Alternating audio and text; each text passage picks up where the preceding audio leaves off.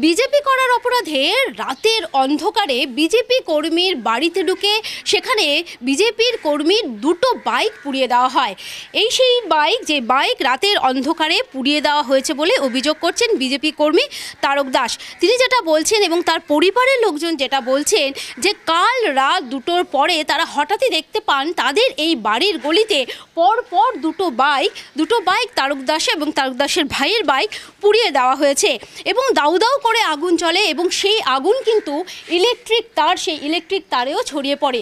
এইখানে অর্থাৎ যেখানে বাইক রাখা ছিল সেই গলিতে 9 থেকে 10টি পরিবার থাকে এবং সেখানে ছোট বাচ্চারাও রয়েছে। দাউ দাউ করে আগুন জ্বলতে দেখে প্রতিবেশীরা বেরিয়ে আসেন এবং তারা জল দিয়ে আগুন নেভান এবং প্রতিবেশীরা তারাও কিন্তু আতঙ্কিত যে বড় সড় দুর্ঘটনা ঘটে যেত, কারণ এই বাইকে কোনো রকমভাবে যদি টাঙ্ক বাস্ট করতো তাহলে কিন্তু বড় সড় দুর্ঘটনা ঘটতো। এখানে যে সমস্ত বাড়িগুলো রয়েছে সেই বাড়িগুলোও কিন্তু একেবারে পুড়ে যেত, সেরকমই কিন্তু আতঙ্কের কথা বলছেন প্রতিবেশীরা। এবং বিজেপি কর্মী তারক দাস এবং তার পরিবারের সদস্যরা তারা কিন্তু এখন আতঙ্কিত। তারা বলছেন যে তৃণমূল কর্মীরাই এই ধরনের কাজটা করেছে। এর আগেও তাদেরকে বিভিন্নভাবে কিন্তু হামলার মুখে পড়তে হয়েছে, তাদেরকে বিভিন্ন রকম ধমকির মুখে পড়তে হয়েছে, তাই তারা নিরাপত্তাহীনতায় ভুগছেন। তারা এখন বলছেন তাদের পুলিশি নিরাপত্তার প্রয়োজন রয়েছে। আতঙ্ক মানে আমি ছোট বাচ্চা নিয়ে ঘর থেকে বেরোতে পারছি না, কেন কারেন্টের তারগুলো পুড়ে গেছে, লাইট অফ হয়ে গেছে। এবার 1 বছরের আমার নাতনি রয়েছে, তাকে নিয়ে বেরোতে পারছি না, চাবি খুঁজে পাচ্ছি না। আমরা নিশ্চিন্তে এখন আর ঘুমোতে পারবো না।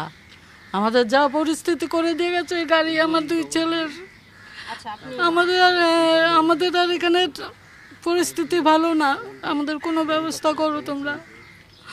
আমরা আর পারছি না।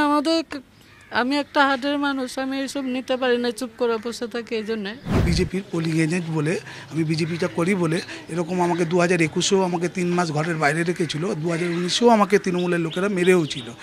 কাল রাত্রিবেলায় 2:10 নাগাদ আমার দুটো বাইক তৃণমূলের হারবাদ বাহিনীরা পুরো আমার দুটো বাইক জ্বালিয়ে দেয়।